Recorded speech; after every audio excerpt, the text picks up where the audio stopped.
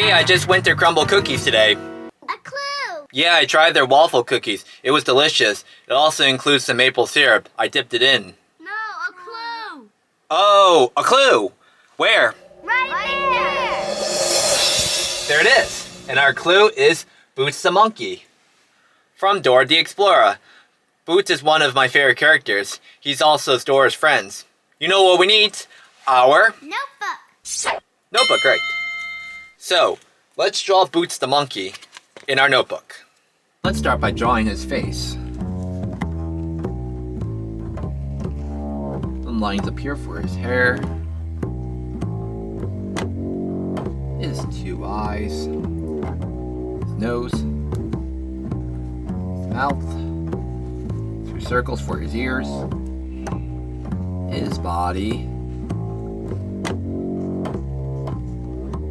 his boot,